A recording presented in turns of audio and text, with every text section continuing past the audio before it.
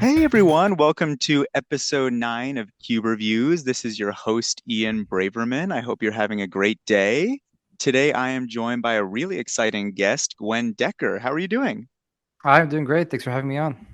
Awesome. I've been really excited to have this episode. You're a really influential person in the Cube community, and it was really fun playing Cube with you at SCG Hartford, CubeCon multiple times. And so tell us a little bit about yourself. I do Cube Cobra. I also do Hedron Network, which is the tournament software that a lot of Cube events have been using. And I also just enjoy playing Cube a lot. I'm part of the Boston crew, and we like to cube a lot. I have 3 cubes, four kind of. And any point in time, I might have some number put together. I think today we're planning to talk about my Tiny Leaders Cube.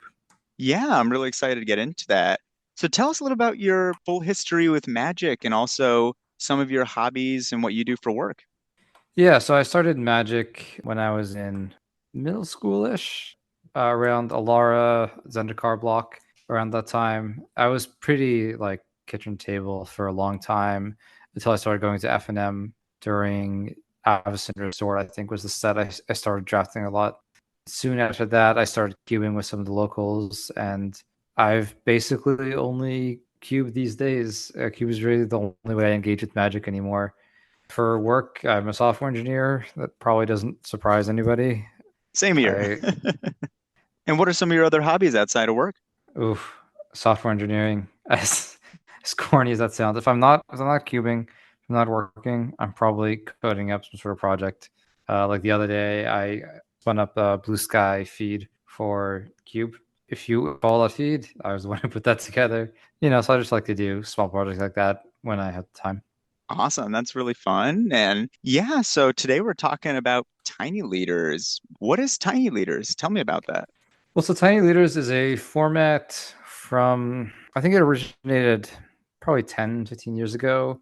The idea was it's like Commander, where you have some sort of legendary creature at the helm of your deck that you can always play. Except the restriction for Tiny Leaders was only cards that cost 3 or less is legal. They also did 50 card deck size, 'cause it's like half as big, I guess. And it is meant to be played 1v1. So it's a little different vibe than Commander. You don't have to deal with these like social politics. It's still like, real Magic 1v1. And I've had this idea of building a cube based off of Tiny Leaders for a long time. And eventually, I think I was actually after the first CubeCon where I finally just decided to go for it. And we draft the cube all the time over here in Boston. And we've refined it quite a bit, and it's kind of become its own thing. That's awesome. And did you play tiny leaders before? Like, have you played the actual tiny leaders format? I did back in the day. I had a Anafenza deck put together, and that is the reason why the cube image for the cube is Anafenza. Oh, great. That's the Abzan and Offenser, right? Correct. Yeah, it's just Abzan. It was just a pile of playable junk legacy cards, basically. So I had like the duels and fetches, and then things like Abrupt Decay, and I ordered a copy of Smother just because the card is insane. Tiny Leaders. It's actually surprisingly got powered out because now we have the one that also has Planeswalkers for some reason. Oh, Eliminate. Eliminate, yeah. Yeah, they've made a bunch of versions of that card now. So did you also play other formats? Like, did you play Commander? You also mentioned that you played Draft too, right? Yeah, I used to play Retail Limited, but not really anymore. I played Legacy for a bit in like high school, but when I sold my collection when I went to college, it just never felt worth it to get back into it. Now I just play Cube. What was your favorite draft format and Legacy deck? So when I played Legacy, I kind of just had all the playable junk cards. So I would just kind of play what I felt like in any given week. So I might play like a white black Stoneforge dead guy, all kind of thing. I might play like Green Sun Zenith lands kind of thing with Death Art Shaman, Night of the Reliquary, just whatever combination of cards. That same pool of cards is where my Tiny Leaders deck came from. Yeah, For the draft format, it's kind of tough. It might be like me looking at it a bit nostalgic. It probably was worse than it actually was, but I really enjoyed, I think, Return to Ravnica. That was one of my favorite ones back when I drafted a lot. ooh, RTR, awesome. I never had a chance to do much RTR. I did a bunch of cons of Tarkir, but never got into RTR. RDR is fun. I basically always drafted Rakdos. I even got to the point where I had a Rakdos T-shirt that I'd wear to F&M. Oh, I cool. just assert my lane in the pod as early as possible. Yes. That's great. Just don't go Rakdos when I'm in the pod. That's great. And I play a lot of Legacy too. And some of my favorite decks was I played 80 card Yorion pile, which is like 20 tutors and a bunch of just random hate bears and Blink and like Leovold. And it was a great deck. Yeah, the format is much different when I used to play. Like Deathray Shaman was legal, and I Yeah. had it in all my decks always because it It's a was one mana busted. planeswalker. Yeah. And so tell me more about the design of this cube. So how far are you going into the stipulation of tiny leaders? 'Cause I know you make a few changes. Well, so tiny leaders, as the format was originally played, you could only use legendary creatures, but I think there was a bit of a resurgence lately with Tiny Leaders Reborn, and they use a slightly modified rule set. I think the major difference is they curate a ban list, and similarly they have like a list of cards that are banned as a commander, and they also so you can have planeswalkers as commanders in Oh, Tiny Leaders Reborn, but that's not something that I follow. So that's probably the biggest difference. If you go play Tiny Leaders these days, they're probably using the Tiny Leaders Reborn rule set. I kind of stay true to the Tiny Leaders as I knew it back then. I don't think there's anything wrong with the Planeswalkers, but it's like this is how I designed the cube, and it probably would play weird if I changed it now. I think if you wanted to do your own Tiny Leaders cube, that's definitely like something you could do. It's also I know like that even a commander cube is not a novel idea, and I've played some commander cubes before. I kind of always had the same issue with basically every commander cube I played, and that's color identity is a big issue. You can end up in a position where you're literally short for playables because you could not draft enough cards in the colors of your leader or whatever. That was something I wanted to avoid. That kind of the color identity rule makes sense and constructed a lot more. When we talk about a draft format, it's weird that you're able to pick cards that you are not allowed to play. And so I came up with the idea to tweak the color identity rule slightly. So the way that my cube works is you can play every single card that you draft, but you can only get basic lands that match your leader's color identity. And so what this effectively means is I can play like a mono red leader like Inti, great card, great to have as your leader, but I will only get mountains. But if I drafted a bunch of black and green cards and I drafted the lands, the non-basic lands to support it, then I can try to be greedy and play those cards. And so it's created like a really interesting dynamic of do you want to take the legendary creature that can give you access to the basics and the consistent fixing, or do you want to take the non-basic land and potentially give yourself the ability to splash spells, or do you want to take the powerful card? And so this just kind of adds like a new layer to the draft that I think my players really seem to enjoy, and that rule set has really seemed to be a hit. that's sweet. And every week at my game store that I go to, Games IRL in Avon, Connecticut, if you're in the area, we draft Cube every week, 6 p.m. on Saturdays. They also do Chaos Draft on Sundays. And often the Chaos Draft would be Commander Chaos Draft, or they would also do Sheriff. How it would be is they would do packs that would be very legend focused, have a lot of different legendary creatures. They would do different types of rules to try and make it work. Sometimes they would say, you can have a legend and then draft up to 3 colors. Or sometimes they would say that all legends have partner that are monocolor, or many types of variations of the rule. Or sometimes you can just play as many colors as you wanted. So I've actually experimented in a different way, but with Chaos Commander, but in a similar type of format. So it's really interesting to hear how you have evolved with your thinking on it too. Yeah, that's actually really interesting to hear. I do think that it's like a pretty legitimate problem. Definitely interested to see other solutions that other cubes may have done to solve the same problem. Yeah, and my Popper Commander cube that I have, where it's all commons except it's uncommon legendaries. What I've done is have you can play a mostly 2 color commander. There are a few 3 color commanders also, but then all single color commanders have partner. So that basically allows you to play generally 2 to 3 colors, and people don't really have an issue with playables. But I do a bigger pack size. It'll be 3 packs of 20 that does give people additional cards to draft. Have you ever tried drafting the Tiny Leaders Cube with different rules for color identity? Not for color identity. It was kind of the first jab I had at it, and it just stuck. I did tweak the mana base quite a bit. I think initially my land count was completely different. and I end up cutting lands, but then I cut too many, and then I add them back. And so now we're at a pretty sweet spot. I actually cut triomes for a while. I found that when I cut triomes, all the lands are only two color. It actually becomes significantly harder to play a two color leader with as a three color deck. But when I have triomes in, that kind of splash for like just like one or two extra spells becomes a lot more viable. And then it also opens up the strategy for like one player to take 17 non-basics and play five color. Just like totally thing you can do.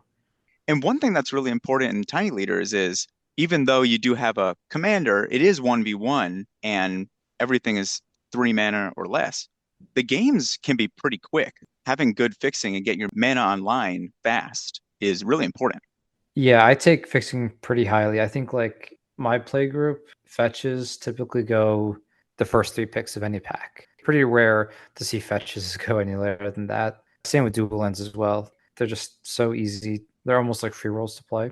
The most recent draft that we did a rotisserie draft, and the fetches went, I think, in like rows 3 and 4, and then they're all dried up. And I ended up playing mono blue Tameo, but my deck was actually a complete three color deck with 13 non-basics. I was playing Grixis. Oh, cool.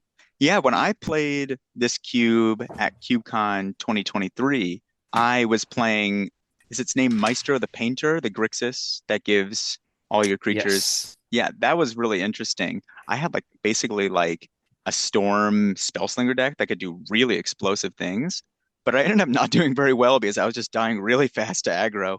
There's the 3 mana 4/4 with Celebration that can get flying, the red creature. That one's really insanely I think powerful. Godric, is it? Yeah, I think so. And I died like turn 3 or turn 4 to that commander. That one's insanely strong. So it's really cool to see that there can be really explosive, strong, powerful plays in the late game, but you can just die really quickly. Yeah, the sizing of like the creatures is very interesting. And the thing is like everyone's curve is kind of perfect. Like my curve is kind of like a square. Like the 3/4 is like a large creature, right? I think both cards you mentioned actually have been cut for like various reasons. Oh, really? The That's yeah, I funny. It has think been a couple years since though. yeah, the Grixis leader that I swapped in was Marchesa, Dealer of Death. And that's actually become a pretty popular leader for decks that are more on the control axes.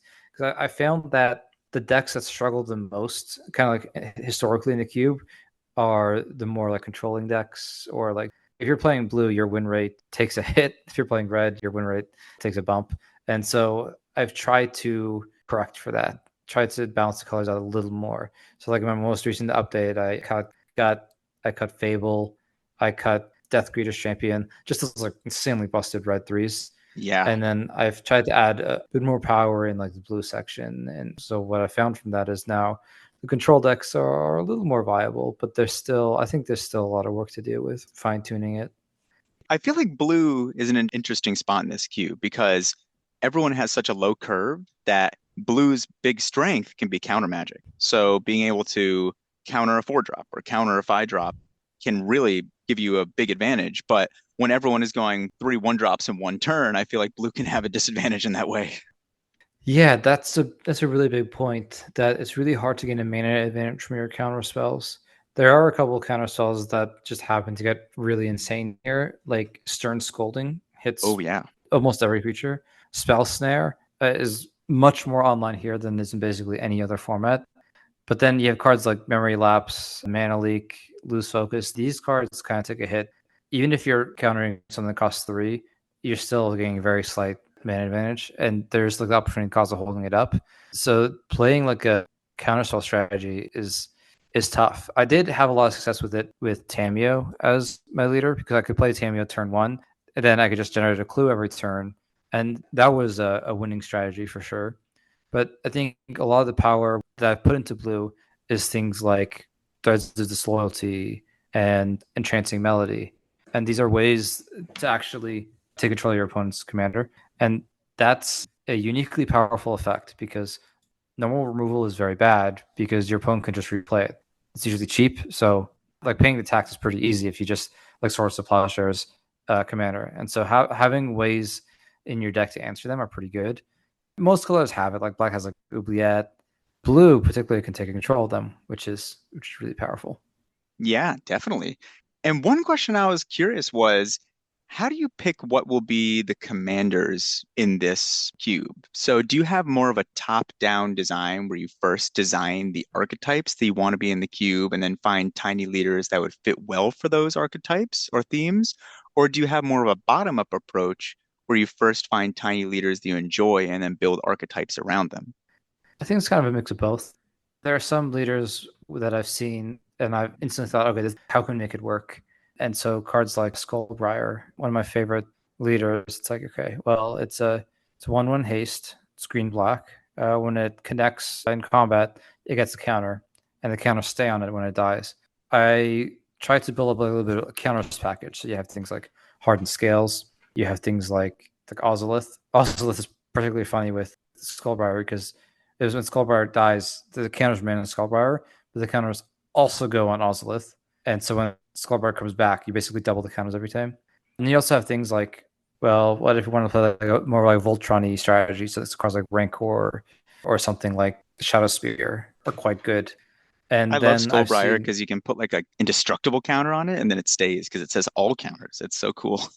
it does say all counters. I had someone at KubeCon come up to me and they're like, I played Skullbriar. It was great. One time I played it and my opponent immediately cast Black Sun Zenith. And I think I Oh, lost the game on the spot. that's brutal because It's like, negative one counters yeah, stay. exactly. You're cooked. There's nothing you can do. That's so Uh, brutal. yeah, and so like I have seen like other leaders that kind of like play off the plus and plus encounter theme. So that there's like a Naya one called Marath with Wild, and it's cool because it comes into play with three counters the first time you cast it, but then after that you get counters equal to total amount of mana. So it becomes actually bigger every time, and then you can remove counters to do like one of three things. And so that's a card that you can also play with the other counter stuff. And there's a couple others in like green and adjacent colors. That's so cool. I think Marath and Skullbriar both came from the first Commander Precon, if I'm not wrong. So that's really cool that you mentioned both of them. Tells me around when you Yeah, started playing. One thing that I was curious about with this cube was the role of hybrid color cards, because in my Pauper Commander cube, because I adhere much more strictly to the color identity of your commander, I basically only have commanders in the hybrid colors. If you have a blue-black instant and nobody's playing blue-black, then it's just never going to get played. But because I only have commanders, every hybrid card could potentially go in a deck and it also could branch off into a new cool strategy. I was wondering if you could tell me about where you are with hybrid cards in this cube because you can play cards outside of your color identity, but you still have to, you can't get the basics that are outside of your commander's color identity. yeah. So I definitely think that the whole like color identity rule with hybrid cards is a bug, and it's pretty astonishing that they haven't fixed it yet. It's just completely incorrect to not be able to splash a hybrid card when you can cast it. This doesn't make any sense for regular commander. But here, that's just not an issue at all. We don't have to think about silly rules like that. I kind of take the same approach I do with every single one of my cubes. I do not color balance remotely. So like looking at the list right now, I have 58 blue cards, 52 red cards. There's no meaning behind these numbers. It's just what felt right. And whatever the current iteration is, I think like I have a vintage list. Like the blue section is like almost twice as big as the red section. And just that's just how it is. Yeah, I mean, I used to be much more of a stickler when it came to the colors, but now when I'm switching like a red for a blue, it hurts a little bit, but I deal with it. I used The to have, thing I think my peasant cube is still exactly 50 of every color. I think the guiding philosophy there is in like limited, sure, you may draft the colors, but that's not how you play basically any cube. You draft the deck, right? And so it's much more important that the cards that go into like the relative decks are balanced than the actual colors. Yeah, definitely. And I was also wondering if you could tell me what some of the biggest challenges you've faced while building and maintaining this cube. Because one thing that's really interesting is that this cube is pretty well known. I mean, it's been at multiple events, CubeCon, Boston Cube Party. And I was wondering if because you have it at these big events with so many different people playing it, what kind of constructive criticism, if you've received in the past, that have made you change different aspects of the cube? It's tough. Like every time I bring it to a big event, I get a lot of strong opinions. And a lot of time those strong opinions are not aligned. And so it's kind of hard to like take a lot of like the feedback at face value. I think part of like your job as a cube designer is to kind of see beyond all of that and understand not like what the feedback is, but why is the feedback in the way that it is. Like for example, I actually drafted the cube at KubeCon this year in the fifth draft, and I think the drafter sitting right across from me didn't realize I was the cube designer and was kind of like chatting during the draft a lot, and at some point was past Leovold and was just like ranting to the table the entire time how Leovold was just the best leader, period, in the cube, which I thought was a really interesting perspective. I think there might be an argument for it. Leovold specifically was like a card I omitted from the first revision because I thought it would be too powerful as a leader. There's only a few cards like that, like Ragavan. I also excluded for the same reason, and that one has stayed out. But Leovold has actually proved to be perfectly reasonable, and it hasn't really been an issue. But it's curious that some players like felt so strongly that it was like slam dunk, and like they're saying their friend drafted it and trophied. And so part of the challenge is that the feedback is just not consistent, right?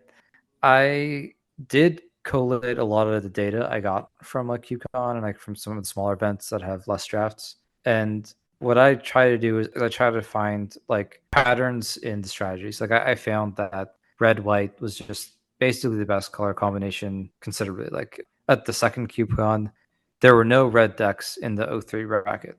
It's like okay, so if Wow, you draft red, you're guaranteed one win, basically, and that's that's like a pretty crazy. powerful data point, right?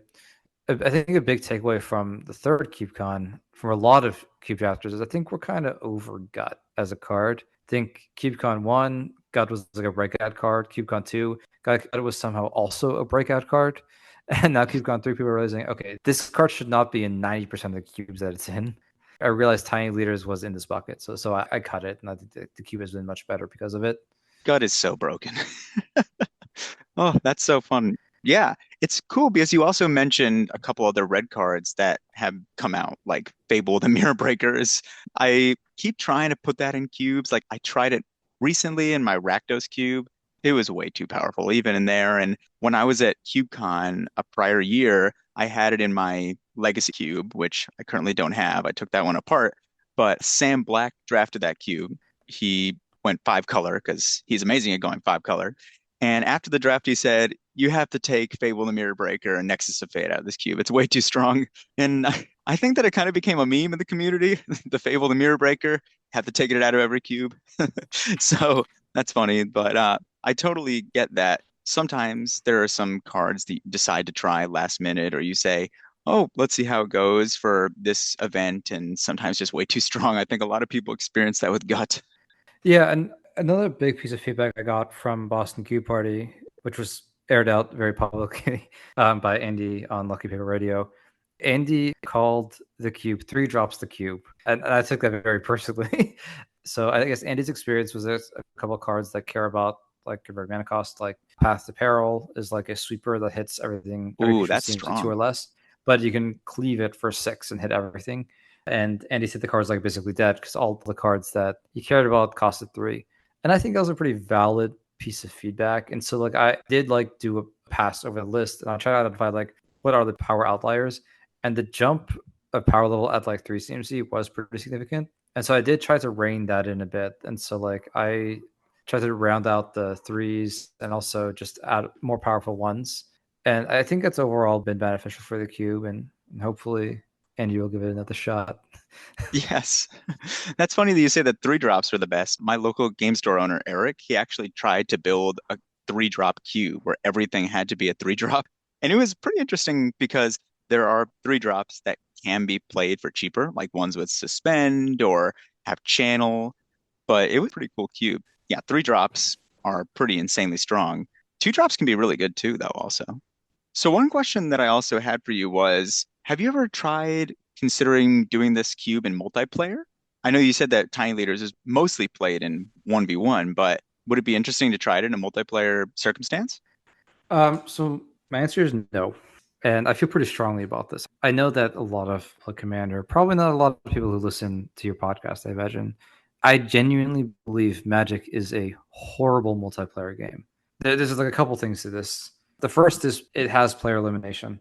player elimination is a completely unacceptable mechanic. It's just like wholly unacceptable. I just dislike any board game that has it. Most board game designers know that this is a horrible mechanic, and so they don't include it. But Magic has this, and that sucks. Another reason I really don't like it is you're just taking games actions for half the amount of time, and it's just kind of boring. If you enjoy multiplayer Magic, good for you.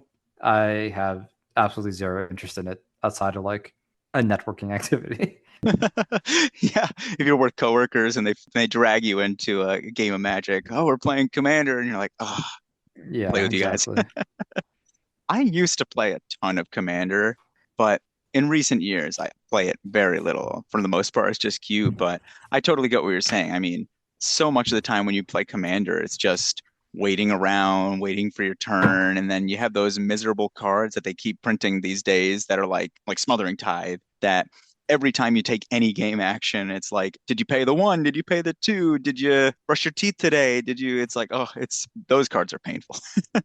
So interesting that you have just no interest in multiplayer, and that's totally commendable. And another question I had for you though was, while this isn't a commander cube, you do have a commander. I was wondering if you've considered adding any cards that deal with having a commander in the command zone. Like for example, there's a lot of really cool effects that could come out of it, like backgrounds from Commander Legends to pump your commander. Like there's the one that makes it a 10-10. That would be really interesting. Or cards with Lieutenant, like Loyal Apprentice, really strong counterspells like Fierce Guardianship, or really strong fixing like Command Tower, Arcane Signet. Is this something you've considered? Yeah, so I have thought about a lot of the cards. Basically, any card that has this command's rule sex that costs three or less, I have read for this cube, and most of them I don't include for various reasons. So, Fierce Guardianship was one that was mentioned.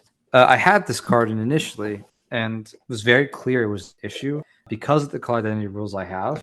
It goes in every single deck, and so it's a Oh, yeah. free negate in every single deck, and that to me was kind of like against the spirit of the whole like rules. Like if you want to play a blue spell to protect your, mono green leader, then you shouldn't be able to do that for free. They should have to spend some number of picks on fixing in order to do so. And so all those free spells were no good.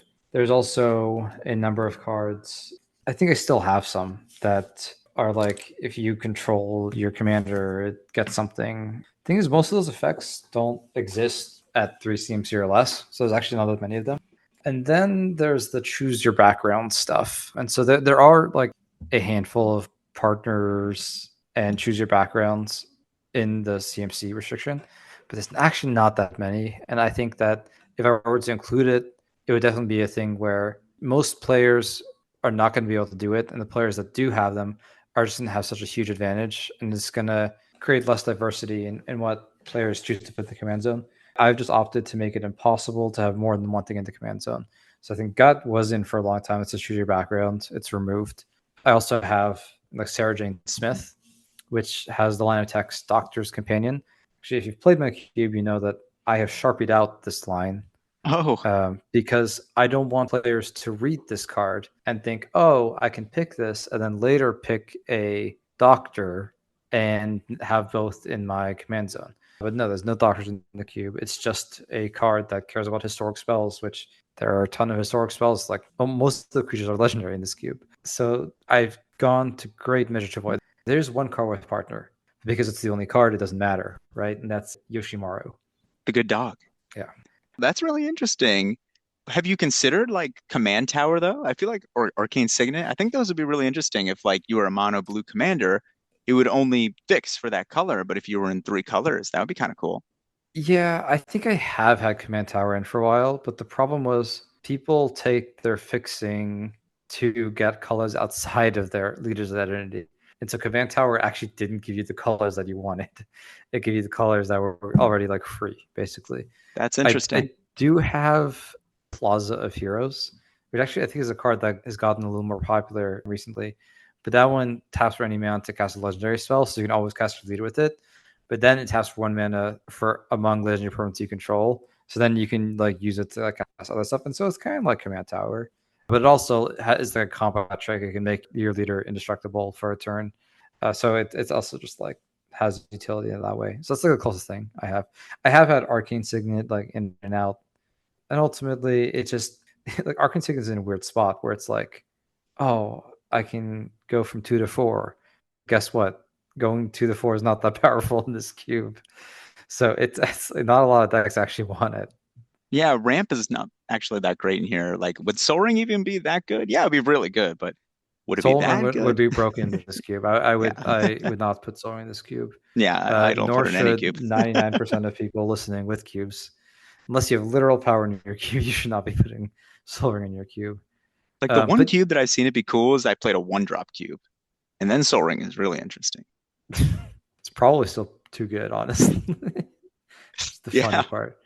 So there are ways to get larger plays. Like there are X spells and there are spells with mana sinks, right? And so actually the first revision of the cube, I way overspec into X spells. The meta was basically who has the bigger X spell. We'll just invalidate everything else done that game, which is obviously not a good format. And so I've toned it down a bit to the point where you will see X spells, but whether you want them is a question of what your deck's objectives are. And so green decks, can make use of X spells the most, right? Voracious Hydra, there's also like non-green X spells, like things like Mikaeus, Lunar, or the one I mentioned earlier, even Chancing Melody, even things like Meathook Massacre. These are cards that scale quite well.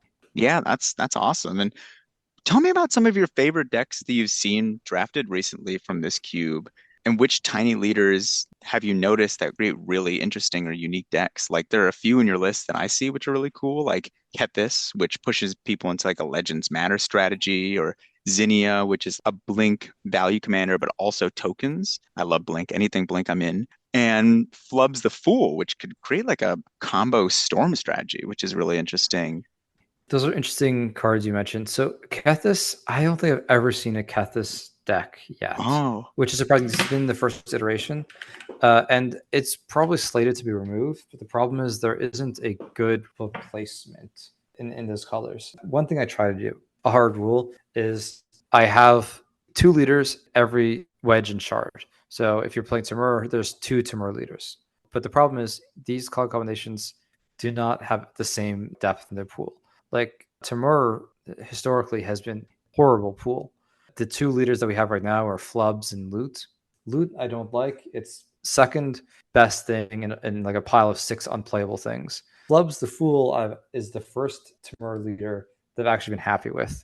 So I like that you mentioned it. I actually saw a Flubs the Fool deck in the Roto draft I did recently. That's when I was piloting Tamio. And the player very early picked Strip Mine and Wasteland and Loam and Run in 6, and then middle of the draft picked up their leader, Flubs the Fool. And that was the only loss I picked up in that early draft. Their deck was quite strong. They were able to just churn through and generate tons of value. Being able to just like have life from the loam made it so that discarding a card was like pretty free because they can just pick it up with life from the later. And they were able to draw lots of cards, play extra lands with Flubs the Fool lets you play an extra land. They also have literal exploration.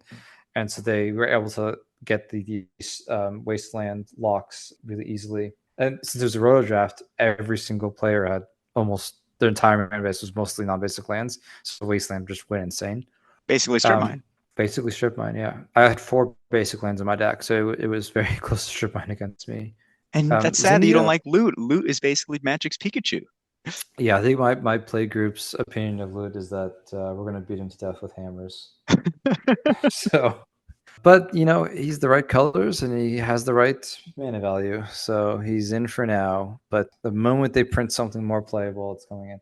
The thing is, the other 2 cards that were in the slot, one was Animar, and Animar's so close to the perfect card because it's 3 mana. It has a cool ability. It gets a counter whenever you play a creature spell, and creature spells cost 1 less. So it's like, okay, well, the mana direction isn't like that relevant, but it does let you make like a bigger X spell creature. But it has a bug, and that bug is it has protection from white and Yep. black, and that sucked. That sucked that you could roll up with this like white black deck, and your opponent just like, okay, I have Noir in my command zone. Good luck. That just was horrible, and so that had to come out. The other one was from Cons actually. It was the 4/2, the one it attacks and can treachery things. Just never saw any play. Just wasn't really like worth putting in your command zone. So try out loot. Animar is so brutal. I had a friend who had an Animar commander deck. It was like CDH basically. And it was all about Ancestral Statue, just getting to 4 mana and then making Animar 4 counters. Ancestral Statue says you can return a permanent to your hand when it enters. So you just keep returning Ancestral Statue over and over again for free. And then you just get like a huge storm count, get an infinitely large Animar, and then, oh, the white black deck, you're dead. Yeah. It's definitely a crazy card, Animar, and it's really fun with like morphs too. It's a lot of fun synergy with Animar.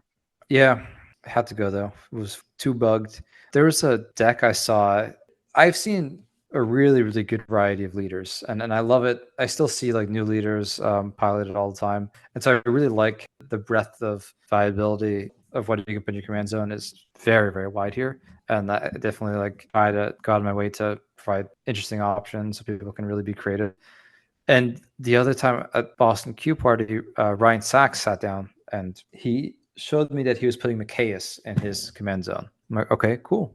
Seen a couple of Micaeus decks, and he was like, I'm going to cast this for 0 every time and put it in my graveyard. And then I'm going to exile it with Agatha's Soul Cauldron. And now all my creatures have tap, put a +1/+1 counter on every other creature, which gives them the ability to tap, add a +1/+1 card on every other creature.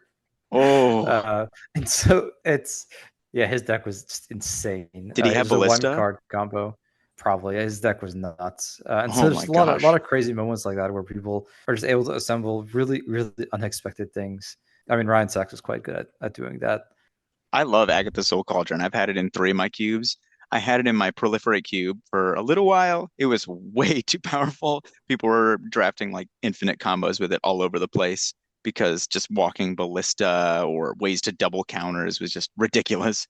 And then I have it in my Bant cube currently, and it's been pretty cool. It's been very powerful in there, but it fits well. And the Rakdos cube is the one that's the most interesting place that I'm trying it.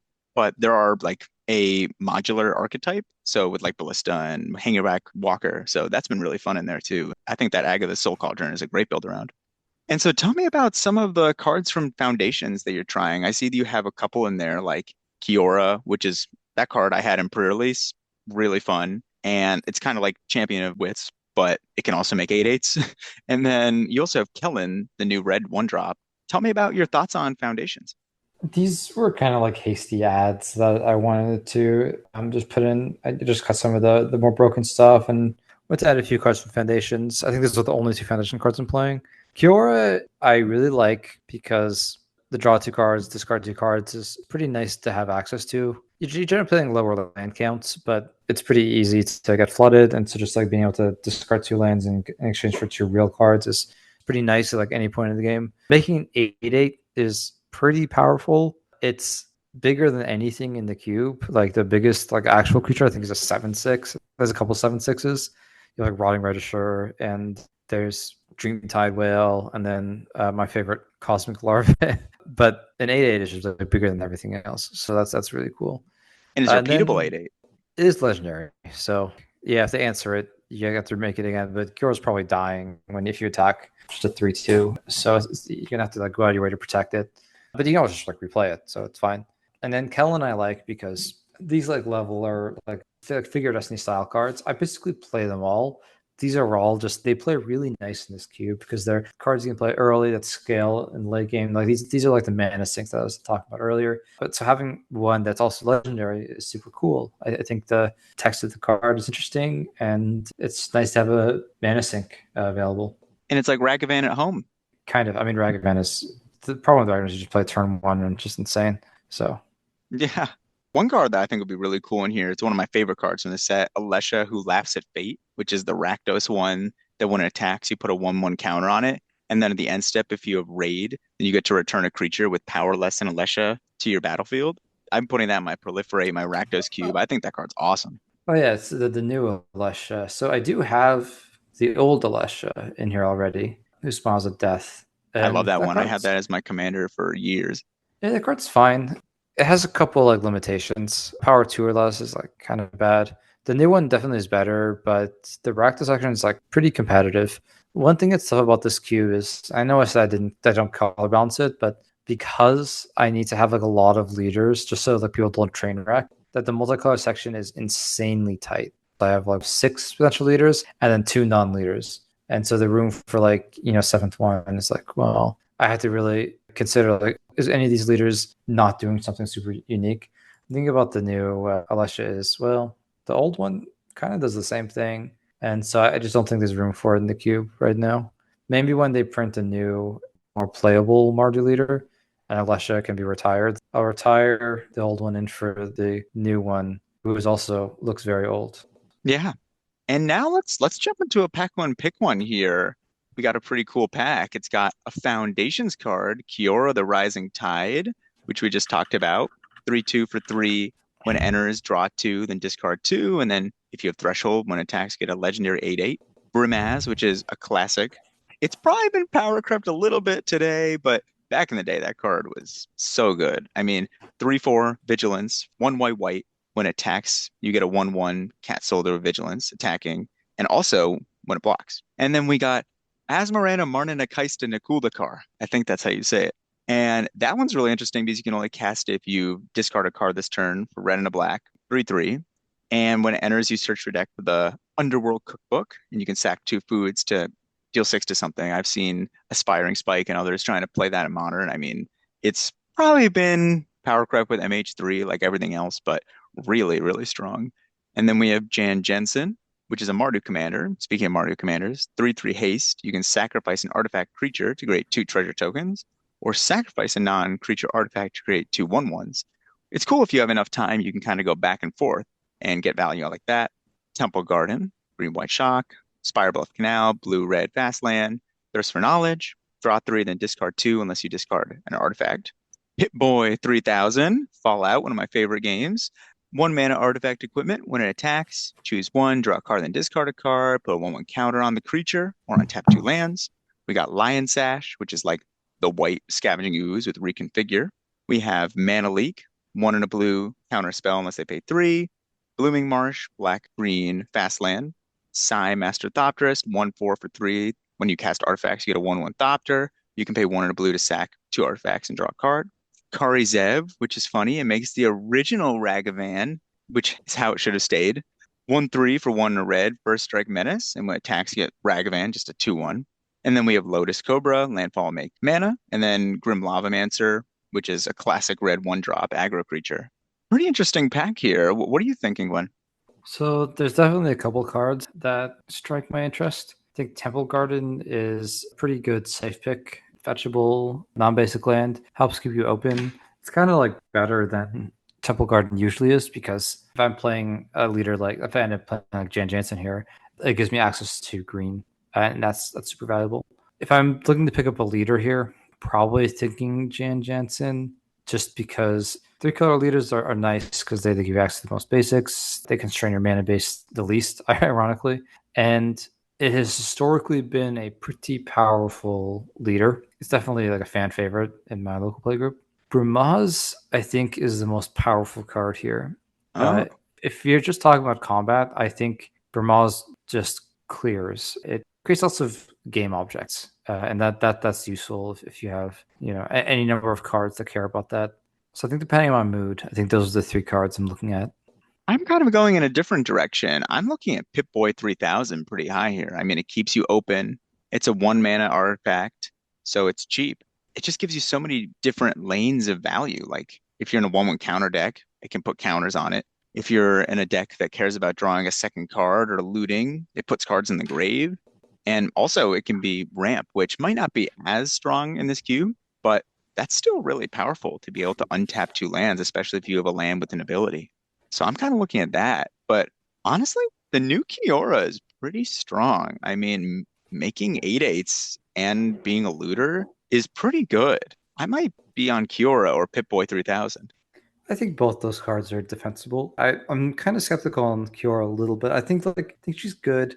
I think the 8/8 might look stronger than it actually is because there's so many ways to answer it. Like I saw somebody play Felia against it. Felia just annihilates a token every turn Philly is for so some awesome. reason, and so the 8/8 was just did absolutely nothing. But I don't know. Maybe it just needs to see the right shell. I think Pip-Boy 3000 is pretty good. Like it is a good way to stay open. I mean, the card is quite strong. Being able to untap two lands is a double spell, which is pretty useful. The fact that you can attack and put the counter on it makes it so that like your attacking creature kind of gets out of control really quickly. Can you imagine you're putting out a 2/2?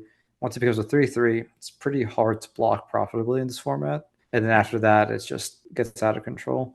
I'm definitely going to put Kiora in my new band cube. That's going to be really fun to try.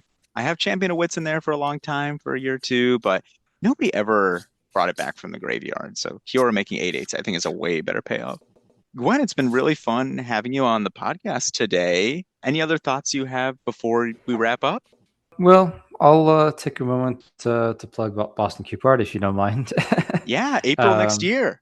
Yeah, so my friend Ollie and I, we run Boston Q Party. This is going to be your second event. It's in April, and we would love to see you there. And if you want to draft Tiny Leaders, you're going to be able to draft it there. And we haven't announced all the other cubes yet, but Tiny Leaders is confirmed. We run it in Cambridge Community Center, which is this really cute venue in Cambridge. I think it's going to be a blast. That's Um, awesome. I really wanted to go this year, but I got sick last minute and I couldn't go, and I I was so sad because it. yeah, I we went missed to you. I went to Cubapalooza and that was so fun, and CubeCon, of course, amazing. But I definitely plan on going next year, and everyone else should too. Yeah, well, if you want a playmat or and a pin, I might be able to hook you up. I have a bunch of extras. Ooh, I'm so in. That sounds great. And also, if you're not using Cube Cobra, if you're a cube designer and you're living under a rock, I don't know how you haven't heard of it. Definitely use Cube Cobra. It's probably just in every way better than Cube Tutor ever was. I used it in a ton of different ways, like the recommender, the AI built in, and also like being able to convert your cube to different formats. It's really great. And if you are planning on running an event, Hedron Network is cool. So definitely check that out too. Yeah, well, it's been great having you on, Gwen, and thank you all for listening. Please subscribe, follow, all that fun stuff. We'll check you all out next week. Have a great day.